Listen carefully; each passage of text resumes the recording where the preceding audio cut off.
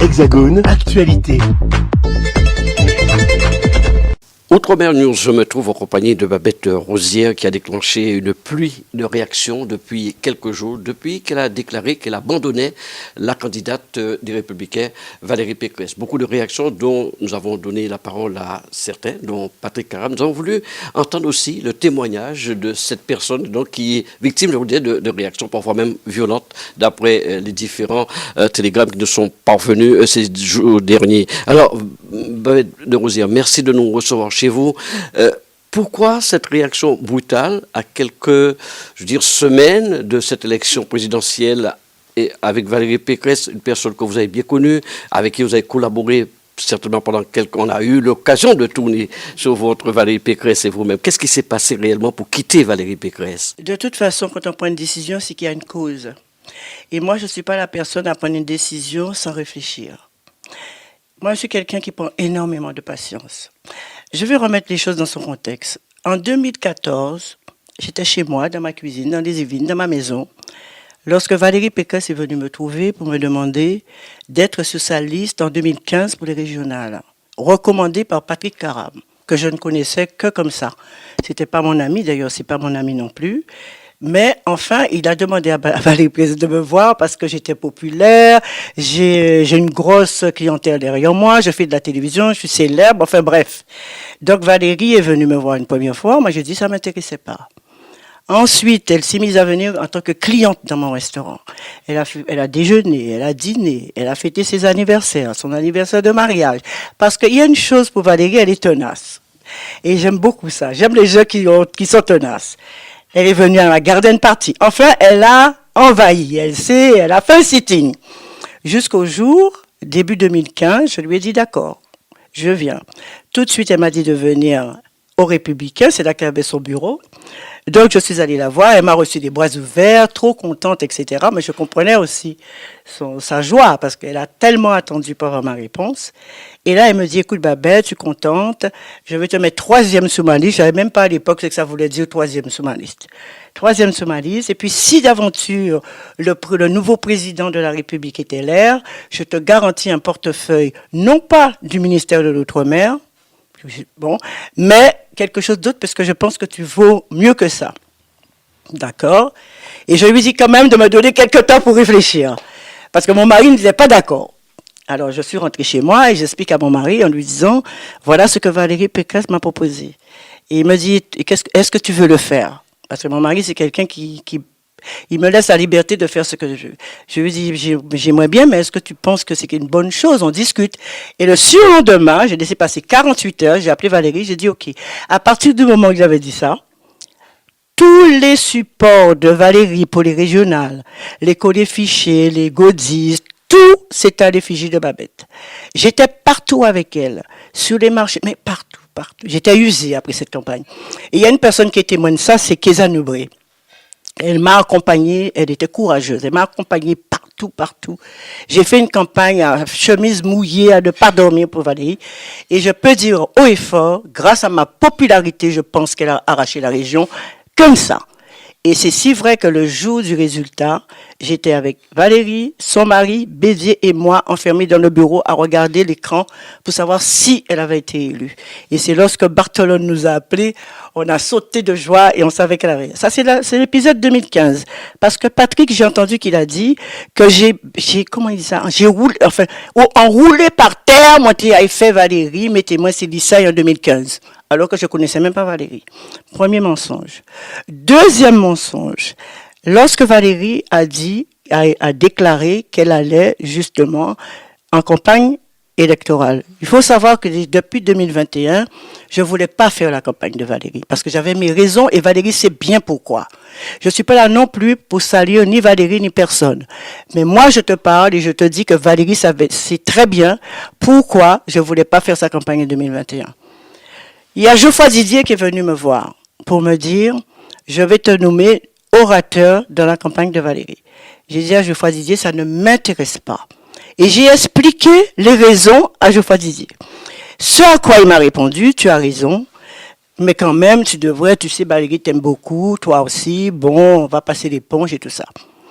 Valérie Pécresse m'a envoyé, je vais te le montrer, m'a envoyé un SMS pour me dire, Babette, je vais te montrer tout à l'heure, je t'autorise à filmer le truc. Pour me dire, Babette, on oublie tout, on s'aime à nouveau, avec un petit baiser. J'ai attendu quelque temps et j'ai répondu oui. Et voilà comment j'ai recommencé mes liens avec Valérie. Là-dessus, Valérie, quand elle a vu que j'étais un peu réticente, appelle mon mari pour dire à mon mari, oui, Claude, il faut que tu m'aides parce que moi j'aime beaucoup Babette, je veux pas qu'elle parte, je veux que Babette reste avec moi, etc. Mon mari me dit, moi je vais pas me mêler, mais enfin Valérie m'a appelé, fait un effort. Et c'est là que j'ai accepté d'être orateur pour le début de sa campagne. Il n'y avait pas encore de primaire, hein. Je te parle Ouais, début, il n'y avait pas de début. campagne. Bon, après j'apprends qu'il y a une primaire, etc. Je prends sur moi, je vais voir Valérie et je lui dis, écoute Valérie, je te conseille pas d'aller à la primaire, ça va t'abîmer. Non, non, j'irai, je veux être élue et je serai présidente. À partir de ce moment-là, j'ai rien à dire. La Ah, vous primaire, étiez je m'en contre- suis pas mêlée. Ah oui, vous étiez contre le La fait primaire. qu'elle Voilà, accepte de contre faire la des primaires. primaire. Donc, je m'en suis pas mêlée du tout des élections de Valérie dans la primaire.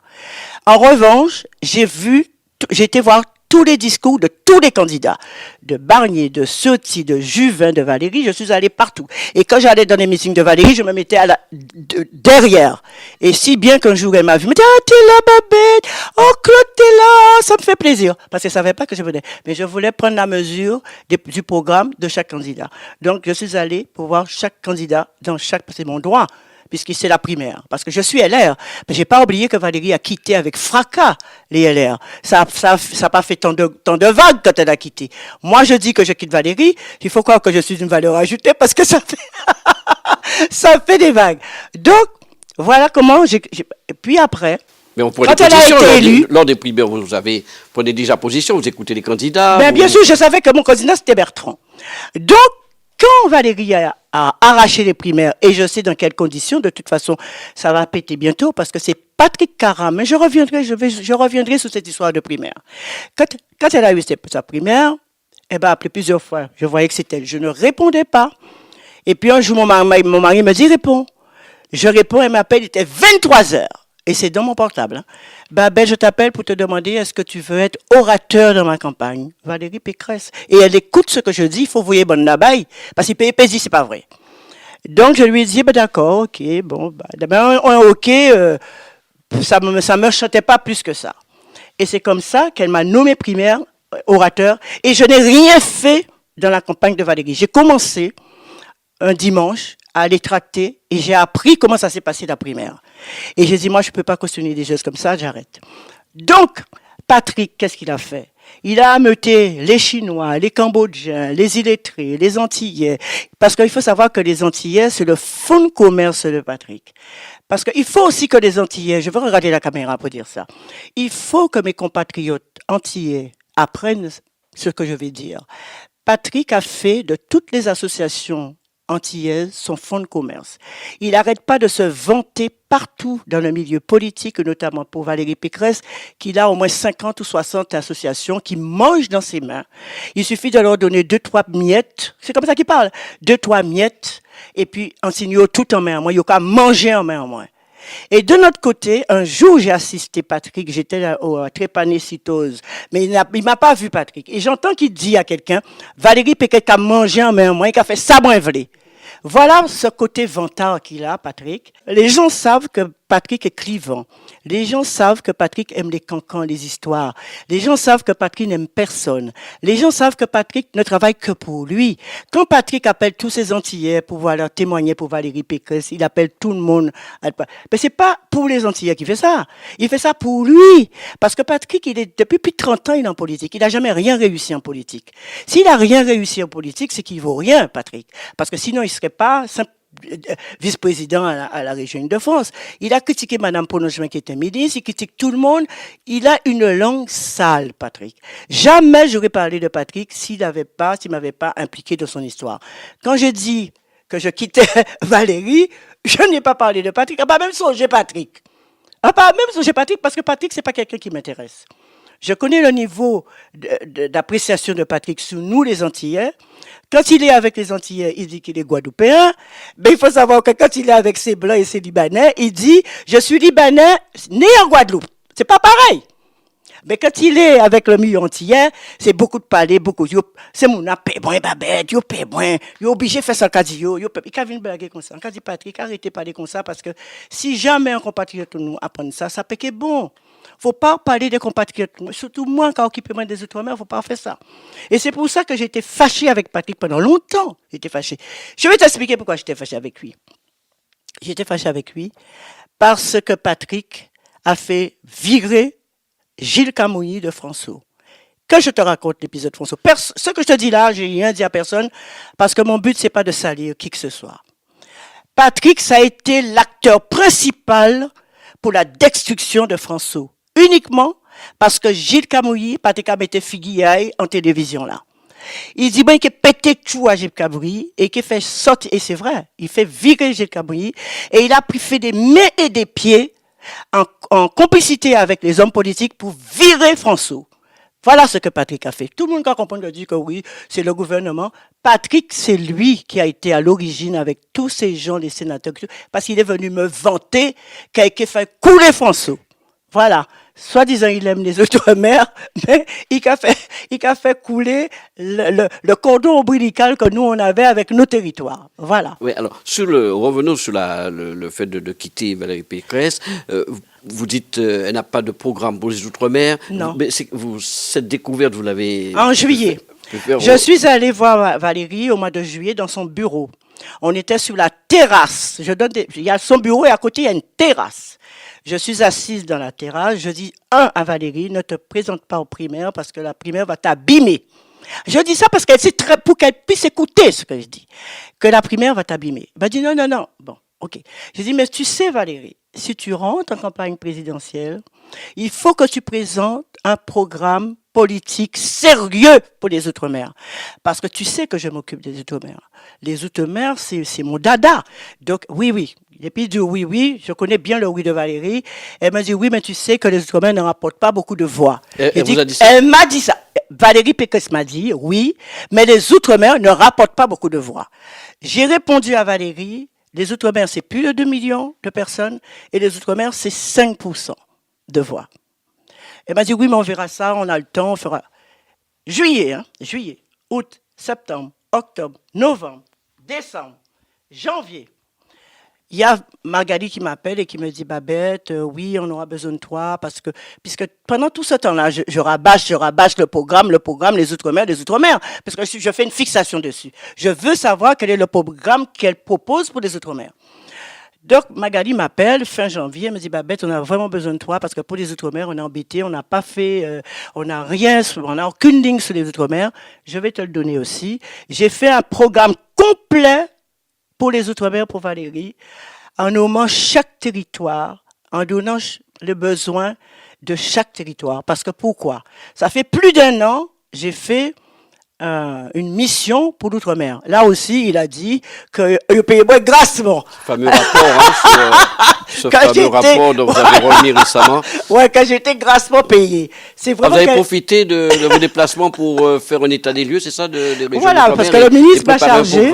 Voilà, le ministre m'a chargé d'une mission pour faire l'inventaire et l'état des lieux de tout ce qui se passe au niveau des cuisines des Outre-mer. Quand on m'a proposé ça, j'ai trouvé ça, c'était extraordinaire, c'est mon corps de métier, je suis chef, j'ai passé toute ma vie à défendre les Outre-mer. Tu penses bien quand j'ai un ministre que je connaissais pas, qui me fait appeler dans son cabinet pour me proposer ça, ça fait plus d'1 an, j'ai dit d'accord. Et par correction, j'ai appelé Valérie et j'ai dit à Valérie, il y a monsieur Lecornu qui me propose de faire une mission, qu'est-ce qu'on pense? Tout le monde était d'accord. Pour le monde pas dit, moi, non, je veux pas que tu fasses ça. Je ne vois pas comment on peut me dire ça aussi. Personne ne m'a rien dit. Donc, j'ai dit, OK au ministre, voilà. Quand il dit que je suis payé gracieusement, pour son information, il va falloir qu'il s'explique, puisque Patrick, je vais le poursuivre. Il faut qu'il s'explique pour me dire, sous quelle base il prétend que moi, je suis payé gracieusement alors que j'ai qu'une petite indemnité. Mes billets d'avant business, c'est moi qui les ai payés, ainsi que le billet de mon mari, par mon agence perso. Les hôtels, les palaces, c'est ça qu'il dit, c'est avec mon pognon, parce que j'estime que j'ai beaucoup travaillé dans ma vie, j'ai bien gagné ma vie, donc je peux me permettre à mon âge le luxe de voyager en business et d'avoir aussi des hôtels de luxe. Alors, quand Patrick parle de ma mission, disant que je suis grassement, mais c'est pas ça qu'il aurait dû retenir, même si c'est pas la vérité. Il aurait pu retenir, pour une fois qu'on a un ministre de l'Outre-mer qui s'intéresse à l'Outre-mer au point de m'envoyer dans les territoires pour faire un rapport sur les besoins de l'Outre-mer, il aurait dû porter justement cette nouvelle-là au plus haut, plutôt que de critiquer et de dire que oui, c'est comme si c'est l'argent de l'État. L'argent de l'État, c'est mon argent, moi que j'ai travaillé, que j'ai payé mes billets, les billets de mon mari et mon hôtel. Il va falloir qu'ils viennent m'expliquer pourquoi. En tout cas, ce rapport, c'est un rapport qui est bénéfique pour les Outre-mer. D'ailleurs, je ne sais pas où il est. C'est un rapport qui est bénéfique pour les Outre-mer parce que je mets en exergue tout ce qui ne va pas et tout ce qui va en Outre-mer. J'ai poussé le bouchon jusqu'à dire au ministre qu'il faut changer les programmes des écoles de cuisine pour les Outre-mer, parce que quand on se permet de dire aux enfants des Outre-mer de faire un fraisier, eh ben c'est pas notre culture. Je suis désolée, notre culture est française, mais on n'a pas la culture du fraisier chez nous. J'ai dit au ministre, il faut vraiment que l'Éducation nationale fasse attention à ça pour que les enfants de chez nous passent les examens avec les produits du cru, avec les produits qu'ils trouvent sur place. C'est comme si on demandait à un enfant qui est à l'école ici en France de faire une tarte tatin à la mangue ou de faire un manguier. Voilà. Donc, ça a été très utile et je félicite mon ministre de m'avoir donné la possibilité de réaliser ce rapport. C'est un rapport qui restera là et c'est très instructif, c'est très bénéfique pour les Outre-mer et je suis très contente, d'autant que je lui ai aussi demandé de faire en sorte que dans chaque restaurant dans les 9 territoires, qu'il y ait au moins un petit menu de cuisine créole qui représente l'identité du terroir pour que les touristes, quand ils viennent chez nous, eh bien, ils trouvent un menu qui représente notre culture. Voilà. Donc, c'est un rapport qui était bénéfique. Mais comme il est tellement jaloux, il a vu, ça fait plus d'1 an qu'on n'était pas encore en politique que j'ai commencé mon rapport. Il y a plus d'1 an que j'ai commencé mon rapport. Il dit oui, on est en période politique, elle fait un rapport. Mais c'est n'importe quoi. Donc vous faites tous ces déplacements, autre temps, préparer le programme en quelque sorte, si j'ai bien compris. Non, c'était le programme n'était pas dedans. Qu'est-ce que vous avez voulu présenter à Valérie Pécresse? Non, je parle du rapport, ça n'avait rien à voir avec le programme.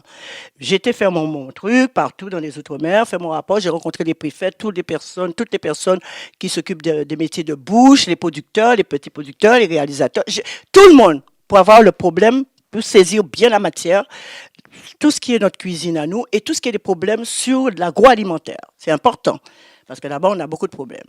Ça c'est de côté. Mais moi, quand j'ai fait la note pour Valérie, j'étais enrichie par tout ce que j'avais entendu, par tous les problèmes pendant 1 an passé, que tous ces Outre-mer m'ont mis à mon oreille. J'étais partie pour la cuisine, mais en même temps, les gens m'ont fait remonter plein de choses que je dois dire au ministre, sur le plan sociétal, sur le plan économique, sur le plan du chômage, surtout. Bon, moi, j'ai emmagasiné tout ça. Les gens m'ont tous donné des notes. Donc, je sais de quoi je parle. Quand je dis à Valérie qu'il faut faire un programme et que je vais l'aider pour faire ce programme, c'est que j'ai matière à l'aider pour ce programme. Donc, pour revenir à Magali, elle me dit, voilà, il faut que tu nous aides parce qu'on a besoin de toi, Babette, etc. J'ai pris mon temps pendant tout un week-end. J'ai fait une note complète pour Valérie, point par point, territoire par territoire, pour lui dire, voilà. Et en finale, je lui ai dit, il faut que les Outre-mer soient au même rang que le national. Rien. Début février, rien. Et c'est là que j'ai pris la décision, j'ai dit, je vais arrêter. Je vais arrêter parce qu'à partir du moment que tu méprises les Outre-mer, ça ne me concerne pas. Je ne peux pas me retrouver là-dedans. J'ai fait le salon de la gastronomie des Outre-mer, 28, 29 et 30 janvier. Bien longtemps avant, au moins 3-4 mois avant, j'ai signalé à Valérie, j'ai même fait une carte de visite spéciale pour le salon, en Kéba aussi. Pour voir à qui date on fait ça. Pour lui dire que tu seras invité le samedi 30 janvier au salon, au moins 3-4 mois avant. Elle m'a répondu oui, qu'elle vient. Le salon commence, Je me renseigne, on me dit oui, Valérie vient le samedi 30 à 11h. Moi, entre-temps, j'ai appelé tous les présidents de chambre, comme je sais qu'elle est en campagne, et toujours pour lui donner un coup de main. J'appelle tous les présidents de chambre et je leur dis, Valérie sera là le 30. Ça me ferait plaisir que vous saluez Valérie. Et eux aussi, ils étaient contents. Donc, tous les présidents de CCI, de CMA, de tous ces mondes-là, ils prennent un avion et le matin, même le président de la Polynésie, tous ils sont venus. Parce que moi, j'ai pas de prétention, mais quand je demande aux gens de venir quelque part, les gens viennent. Ils étaient tous là à 10h30. Ben, Dieu, entre-temps, Valérie, qui a téléphoné moi pour dire, mais il n'est pas venu à 11h encore, il est venu à 16h. Donc, tu comprends bien que les gens qui sont arrivés à 10h30, il fallait que je m'en occupe. Donc, je les ai reçus au restaurant, au VIP, pour tuer le temps et tout ça, pour attendre 4 heures. Bien, et après, il y avait et des hommes politiques de là-bas et des hommes politiques d'ici. Bon, 4h moins 20, je suis contente, tout le monde est en place, je dis à tout le monde de se mettre devant. Enfin, il y avait une foule, les journalistes, enfin bref. 4h moins le quart, mon téléphone sonne. Je prends mon téléphone, je vois Valérie Pécresse. Je décroche. Oui, je t'appelle pour te dire que je ne peux plus venir. J'ai dit, comment tu ne peux pas me faire ça, Valérie? Il y a tout le monde qui t'attend. Je ne peux pas venir, je ne peux pas venir. Il est bien foutu pas mal. Ça, c'était le coup de grâce. À partir du moment, alors que j'avais dit à Valérie, il faut que tu viennes pour saluer les ultramarins, même si tu ne vas pas là-bas, mais au moins c'est l'occasion pour toi de les voir, de les saluer. Et elle n'est pas venue, c'était terminé. Ce déclenchement d'abandon vient voilà. C'est le coup de grâce ce jour-là. Voilà, c'était le coup de grâce ce jour-là. J'ai dit non. Et moi, j'étais obligée de monter sur le podium pour raconter une salam alek, pour justement encore ne pas critiquer Valérie. J'ai pas critiqué Valérie, j'ai dit oui, il y a un empêchement de famille et tout ça. Tu suis à les vidéos, tu verras ce que je dis. Pour ne pas l'enfoncer, pour ne pas dire que elle vient pas délibérément. Donc, tout ça parce que moi, je suis pas quelqu'un à dénigrer. Je suis pas quelqu'un à dire du mal de qui que ce soit. Mais là, j'avais pris ma décision. Et quand j'ai pris cette décision-là, j'ai dit je vais mûrir ma décision. Parce que depuis juillet, je suis en bise-bise avec elle par rapport à ça, par rapport au programme des Outre-mer. Ça fait 7 mois que je suis en bise-bise avec elle. Elle n'a jamais sorti une ligne sur les Outre-mer. Là, maintenant, ma place n'est plus là. Et c'est comme ça un matin, c'était le 8 mars, le jour de la fête des femmes. Je suis allée à l'antenne et j'ai dit que je quitte Valérie. Alors, bien évidemment, quand j'ai quitté la Reine-Mère, Patrick Carab s'est estimé l'homme de main de Valérie, qu'il faut me faire un costume sur mesure, m'insulter, mais je ne vais pas rentrer dans le caniveau. Patrick est déjà dans le caniveau, je le laisse. On dit chez nous les tinettes, tu vois, Patrick est déjà dans les tinettes. Je ne peux pas rejoindre Patrick là-dedans. La seule chose que je te dirais, c'est que Patrick, c'est quelqu'un qui n'aime personne. Il va falloir qu'il me rende des comptes. Parce qu'il ne faut pas qu'il s'imagine que parce que je dis rien, je ne vais pas régler son compte. Parce qu'il a sorti le coq du village, il faut qu'il prenne mon monde peut manier moi, pas mon peut toucher moi, tout le monde en met en moi. Mais moi, je suis Babette et on ne me salit pas. Parce que j'ai mis plus de 50 ans pour avoir ma réputation, plus de 50 ans à travailler pour la cause des Outre-mer, plus de 50 ans pour valoriser mes Outre-mer. Et j'ai des preuves, j'ai toutes mes cassettes, j'ai tout. Tout ce que j'ai fait, c'était pour les Outre-mer. Donc, il n'a pas le droit de toucher à ça. Ça, pour moi, c'est mon capital, c'est ma plus-value. Et là, je vais laisser mon mari, en sa qualité de magistrat, et mon avocat s'occuper de Patrick. Vous parlez beaucoup de Patrick. Il n'y a que les réactions de Patrick qui vous ont bousculé? Non, mais moi, je ne peux pas dire que ça m'a affecté, les réactions de Patrick. J'ai trouvé ça plutôt minable. J'ai trouvé ça plutôt, je dis, mais un homme comme Patrick, qui se permet de dire autant de mensonges, de dire que je me suis roulé par terre pour être orateur. Alors, c'est tout à fait le contraire. C'est Geoffroy Didier qui m'a demandé, j'avais dit non. En disant pour la deuxième fois, je me suis roulé à nouveau par terre. Alors que c'est Valérie Pécresse qui a téléphoné à mon mari pour dire à mon mari de dire à Babette que je l'aime, il faut qu'elle vienne avec moi. C'est Valérie Pécresse qui m'a appelé pour me dire, à 23h, j'étais dans mon lit avec mon mari. C'est Valérie, je te dérange, Babette. Je t'appelle pour te dire que je te nomme orateur de ma campagne. On pas demandé Valérie ailleurs. Regardez bien la caméra. Moi, j'ai jamais rien demandé à Valérie. C'est Valérie à chaque fois qui vient me voir parce qu'elle avait peur que moi je débranche. Parce qu'elle a senti qu'il y a des choses qu'elle faisait que je cautionnais pas.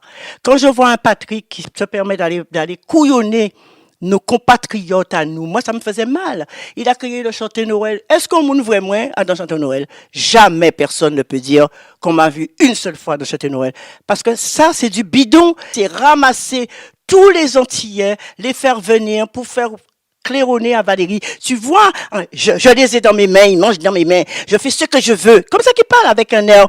Je dis, mais Patrick, tu utilises nos compatriotes, hein, tu les fais miroiter des choses pour ton aura, pour ta personnalité, pour Valérie Pécresse. Mais ce n'est pas possible. Tu vas trop loin, tu pousses trop loin le bouchon. Alors, il faut être clair au moment où on est. On peut vraiment dire que la décision a été prise d'une manière individuelle, qu'il n'y a pas eu d'influence extérieure de quelques adversaires aussi. On peut tout imaginer. Non. Aussi. Non. Moi, je ne suis pas une femme influençable. Ouais. Je suis quelqu'un qui sait prendre des décisions. D'accord? Depuis toute jeune, je sais prendre des décisions. J'ai mûrement réfléchi. Mon mari même m'a demandé, est-ce que tu as bien réfléchi? J'ai dit, j'ai réfléchi. Parce que depuis le mois de juillet, j'ai vu Valérie, quand elle a annoncé sa candidature, j'ai dit, Valérie, il faut que tu fasses un programme politique bien circonstancié pour les Outre-mer. Parce que c'est un truc qui me tient à cœur. Est-ce qu'on voit président qui a parlé des Outre-mer? Qui est-ce qui a occupé des Outre-mer? Quand la pandémie a pété, la pandémie là, que nous vivons là, personne ne parlait des Outre-mer. Tu m'entends? Tu peux vérifier. Hein? Bon monde pas qu'à parler des Outre-mer. C'est moi. J'ai appelé Morandini. Je dis, il faut absolument que je parle des Outre-mer parce que c'est inadmissible qu'on parle de la pandémie à gauche, à droite, à Lyon, à Marseille, partout. Et qu'est-ce que je vois à la télé? Qu'on parle des Outre-mer uniquement pour la météo. Mais ils se foutent de nous. Est-ce que l'Outre-mer, c'est l'Outre-tombe? Je ne peux pas accepter qu'en pleine pandémie, qu'on ne parle pas de nous. Et là, je suis partie voir Valérie. Et je dis à Valérie, il faut que tu te démarques. C'est pour te dire l'affection que j'avais pour Valérie. Il faut que tu te démarques, il faut que tu envoies des masques, il faut que tu envoies des textes, il faut que tu envoies beaucoup de choses pour que les gens voient que tu fais quelque chose pour les Outre-mer. Et Valérie, que je regarde bien l'écran, si elle me regarde, elle sait que je dis la vérité. Et quand j'ai fait ça, j'ai tout mis sur Valérie en disant, c'est Valérie qui a fait, c'est Valérie qui a... J'ai pris le micro, je dis, vous savez, Valérie, elle a décidé d'envoyer des masques, Valérie a décidé, tout ça pour elle. Mais Valérie, elle avait rien à foutre des Outre-mer. Quand je parle à Valérie des Outre-mer, elle essaie même de me monter la tête contre les Outre-mer. Elle me dit, t'as rien à gagner avec les Outre-mer. Voilà, parce qu'elle a deux visages, Valérie. Avec sa petite tête comme ça, elle est gentille, tu vois. Mais pour les Outre-mer, c'est pas son truc. Elle avait programmé un voyage pour aller à La Réunion, elle a annulé. Elle n'a jamais été dans les Outre-mer. Et là, j'ai pris ma décision en mon âme et conscience et je me suis dit, là, c'est trop. La dernière goutte d'eau, c'était le salon. Maintenant, c'est terminé. Je vais déclarer ça. On va finir avec l'interview. Est-ce qu'on peut penser que vous resterez neutre, carrément jusqu'aux élections? Alors, pour ne rien te cacher... Une déclaration qui pourrait être encore fracassante, dans un sens ou dans un autre. Je ferai certaines bonnes déclarations parce que décidément. Depuis que j'ai quitté Valérie, j'ai reçu tellement d'appels de tous les partis politiques. Sans doute. C'est d'où ma question. Qui me demandent de venir. Ça prouve que c'est une grosse valeur ajoutée. Vous avez déjà pris la décision? Vous avez pris une décision? Non, pas encore, mais je prendrai. Et vous allez la rendre publique? Moi, ce que je vais choisir, la rendre publique, cette décision? Je rendrai publique. Moi, compte tenu de la situation actuelle, parce que nous sommes en période de guerre, c'est très grave ce qui se passe sur le plan international. Nous sommes en train d'en payer les conséquences, parce qu'avec l'augmentation des carburants, etc., je me demande, est-ce que c'est vraiment le moment de changer de président? Pourtant, moi, je suis quelqu'un de très neutre dans ce que je vais te dire. Est-ce que c'est vraiment pour la France l'intérêt de changer de président? Parce que le président qui est en place, sur le plan international, il connaît tout le monde. Il n'a pas à aller à tâtons. Vous allez dans le sens des sondages actuels. En fait, c'est vrai, le chef des armées, c'est normal qu'aujourd'hui... Je finis mes trucs. Je me pose cette question-là. Est-ce qu'on a intérêt, nous, pour la France, de changer de président? Parce qu'il est en train de négocier, depuis un moment, ça c'est son problème. Mais en attendant, si on change de président, qu'est-ce qui va se passer? À quelle sauce on va être mangé? On va recommencer? Le temps que notre président se mette en route, on fait quoi de cette guerre? On fait quoi sur le plan international? Il faut savoir raison garder. Il y a des moments où tu n'aimes pas le fouille à pain, mais qu'on fait, on va manger le fouille à pain là. Il faut raison garder. Il ne faut pas faire une politique politicienne avec des petites guéguerres en politique. Moi, je n'ai jamais fait de politique politique. Je pense que l'opinion, on a des chiffres. Ça va dans votre sens. Bon. Et on le comprend. D'ailleurs, même certains se posent la question est-ce qu'il ne fallait pas reporter cette élection présidentielle? Parce que c'est vrai, il y a un conflit actuel et le président est là, heureusement, pour gérer la situation. Et on ne peut être que d'accord. Mais bien sûr. Je te donne un exemple. Moi, je ne fais pas de politique politicienne. J'ai une amie qui s'appelle Anne Hidalgo, une femme que j'adore. Elle est socialiste, je ne suis pas socialiste. Mais c'est mon amie que je connais depuis qu'elle était inspectrice du travail. Il n'y avait rien de politique là-dedans. Eh bien, quand elle est venue pour son premier mandat me demander si je peux lui donner un coup de main, j'ai dit oui parce que j'étais pas en politique. Tu comprends ce que je veux te dire? J'étais pas en politique, j'étais pas élu, j'étais libre de donner mon image à mon ami. Moi, c'est ça l'amitié. Je mélange pas tout. Et c'est parce que maintenant, il y a un président qui s'appelle Emmanuel Macron, qui n'a pas démérité, parce que grâce à Emmanuel Macron, tous les petits commerçants là, qui ouvrent leur bouche là, ils ont été bien contents de toucher 10 000 euros pour vivre et survivre. Moi, je dis que ce président maîtrise ce dossier-là. Il a maîtrisé la pandémie, peu importe les défauts qu'il a, parce qu'il en a beaucoup. Mais il faut le laisser en place parce qu'on ne peut pas changer dans cette situation où nous sommes, qui est gravissime, de président. Alors là, vous êtes clair, hein. Là, pratiquement, en termes de que déclaration. Je ne peux pas être plus clair que ça. Voilà. Parce qu'il faut être con pour penser autre chose. Il faut penser à l'intérêt général. Moi, je ne vais pas faire une politique politicienne. Oui, je suis LR et je ne suis pas si... C'est pas parce que je dis ça, je vais rentrer En Marche. Je peux très bien rester LR et entrer En Marche si j'ai envie d'entrer En Marche. Mais tout ce que je vois, c'est l'intérêt général. Parce que, en toute chose, l'intérêt général doit primer sur les petites guéguerres, sur les petits partis, les petits... Moi, je suis pas dans ce trip-là. Les histoires partisanes, là, moi, je suis pas dans ces trucs-là. Moi, je suis logique avec moi-même. Si c'est bon, je dis que c'est bon. Si c'est pas bon, je suis la première à l'ouvrir et vous le savez parce que je dis les choses. Même si ça me fait du tort, je dis les choses. Et pour conclure, je souhaite bonne chance à Patrick, parce que Patrick, c'est le petit toutou de Valérie. Ils sont tous les deux pareils, parce qu'ils sont ensemble. Patrick fait ses petites choses, ses petits arrangements amis. Donc, je donne à celui-là une subvention. Non, celui-là, sa gueule me plaît pas, je lui donne pas. Et puis voilà. Et même, j'ai même un article, d'ailleurs, qui te dit que Île-de-France a sorti son carnet de chèques pour justement faire des subventions pour les amis de Karam. J'ai encore l'histoire du meeting Fatoche de Valérie Pécresse où Karam a emmené des bus, a emmené des trains à Brive pour justement le meeting de Valérie Pécresse. Et s'il n'avait pas fait ça, peut-être qu'il n'y aurait pas grand monde dans le meeting Pécresse. Voilà. Ça, quand je te disais qu'en 2015, il était blacklisté Karam. Il n'était pas sous la liste de Valérie, sous les régionales en 2015, parce que personne ne voulait de lui. Et c'est Valérie qui l'a mis dans une banlieue. Et il s'est servi de mon nom comme fer de lance pour dire à Valérie, oui, mais je te donne Babette et tout ça, elle est très bien pour sa campagne. Voilà. Quand Valérie a désavoué Karam, parce que Patrick Karam, c'est un fou furieux qui fait n'importe quoi dans n'importe quel sens. Eh bien, c'est moi qui ai été retrouvé Valérie, je regarde encore l'écran pour le dire. J'ai été retrouver Valérie pour lui dire, donne encore une chance à Patrick. Et pourtant, c'était pas mon ami. Reprends-le parce que c'est mieux que tu le reprennes et puis il est bien dans son sport. Et c'est vrai, il s'occupe bien de son truc de sport. Et c'est comme ça que Valérie a repris. Et quand Valérie, le jour où Valérie a fait la réunion pour annoncer à Patrick qu'il le reprenait, elle m'a invité à cette réunion-là. Bon, là encore, attends, j'ai pas fini. Lorsque Patrick Karam dit que je suis allé le jour de l'élection de Valérie, que je suis monté au 8e étage. Ça, c'est complètement faux, mais il est malade. Moi, j'étais là parce que Agnès Evren m'a demandé de venir à son bureau pour aller voir les résultats. J'étais dans un coin, personne ne m'a vu avec Valérie, j'étais dans un coin pour regarder les résultats. Alors tu penses bien que j'avais déjà tourné mon dos à Valérie, je ne vois pas comment je pourrais aller au 8e étage pour aller faire le petit toutou de Valérie. Je n'ai jamais fait le petit toutou de Valérie, c'est toujours Valérie qui m'a sollicité.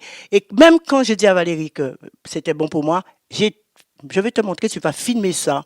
Babette, je te veux près de moi. Babette, j'ai une belle proposition à te faire. Babette, réponds-moi. Babette, pourquoi tu me réponds pas? En cas, il montre tout ça. C'est pas moi qui cherche Valérie. C'est Valérie Pécresse qui me cherche. D'accord? Je m'appelle Babette, moi. Je connais ma valeur. Et je sais aussi que je défends mes outre-mer. Et jusqu'à ma mort, ça va être comme ça. Alors, je souhaite bonne chance à Patrick. Oui, on a beaucoup parlé de Patrick Karam. Mais vous en voulez, vous dites que vous n'avez pas été affecté, mais à vous entendre, ce sont ces propos, ce sont ces mots qui alors, vous... je te dis que non. J'ai connu d'autres. Les propos de Patrick me fait sourire parce que c'est Patrick qui se met en scène. C'est Patrick que l'on critique. C'est lui qui passe pour un bon à rien. C'est lui qui passe pour quelqu'un qui cherche dans les caniveaux. C'est lui qui passe pour un menteur. De toute façon, tout le monde dans notre communauté sait que Patrick, c'est un menteur. Et je vais même te dire, tous les gens, les présidents de CCI, des territoires, des CMA m'ont appelé quand ils ont vu que c'était Patrick qui allait s'occuper des Outre-mer auprès de Valérie, et ils m'ont tous dit, si c'est Patrick qui s'occupe des Outre-mer, on ne votera pas Valérie. Même ça, j'ai dit à Magali, fais attention. Et c'est pour ça que le jour quand Valérie a fait sa conférence de presse, c'était la première fois que je mettais les pieds au QG, elle a annoncé que Babette s'occupait des Outre-mer. D'accord? Mais moi, je me suis occupée de rien du tout, puisqu'elle-même n'a pas fait une ligne sur les Outre-mer. Je me suis fatiguée pendant 7 mois à lui dire de faire une ligne sur les Outre-mer. Les Outre-mer, c'est moi. Quand on touche à un Outre-mer, eh bien, on me touche moi. Voilà. Je peux pas cautionner quelqu'un qui n'a rien à faire des Outre-mer et qui fait des petits sourires, voilà. Elle fait des choses que lorsqu'elle a un intérêt. Valérie, je la connais. C'est pas pour la critiquer. Je dis ça parce que c'est la réalité. Valérie, elle va là où elle a son intérêt. Elle va venir au chantier Noël parce qu'elle a besoin des voix. Parce que Patrick, c'est le rabatteur des voix de Valérie. Et ça va sortir bientôt dans le journal parce que le Libération s'en est apparu. Mediapart aussi. Le Canard enchaîné aussi. Et nous pourrons finir avec ça. Bon, alors on a et en pourquoi sorti billes en moins, parce que j'ai des billes cachées. Alors, et pour finir, je vous dirais que s'il y a des mouvements sociaux tout le temps dans ces territoires d'outre-mer, c'est qu'il y a un vrai problème. Les gens de l'outre-mer ne se soulèvent pas pour faire joli. S'ils se soulèvent, il faut remarquer que quand c'est la Martinique qui se soulève, la Guadeloupe, c'est les 9 territoires qui se soulèvent. Donc, il y a un vrai problème. Et moi, le conseil que je donnerai au nouveau gouvernement, c'est vraiment trouver des solutions à apporter à ces problèmes des outre-mer pour une fois pour toutes régler la question des Outre-mer.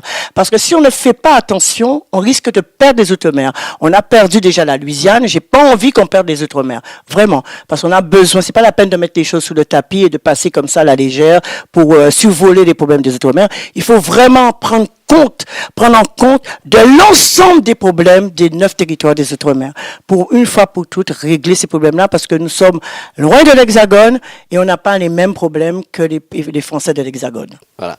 En tout cas, Babette de Rosière, merci de nous avoir reçus chez vous pour nous apporter plus de précisions sur cet abandon de la candidate Valérie Pécresse, une réaction qui a fait bondir beaucoup de monde dans les milieux médiatiques et politiques. Et puis, ce qu'on doit retenir de cette interview, c'est que vous avez déjà, entre guillemets, pris votre décision pour ces échéances présidentielles, puisque vous avez cité à plusieurs reprises Emmanuel Macron, qui est à nouveau candidat à ces élections présidentielles. Je ne suis pas pour qu'il parte. Donc, voilà qui est clair. Dans l'intérêt général. Voilà. Merci. Merci. Outremernews.fr, le site de l'actualité Outre-mer, 24 heures sur 24 et 7 jours sur 7. Retrouvez la chaîne Outremer News sur YouTube.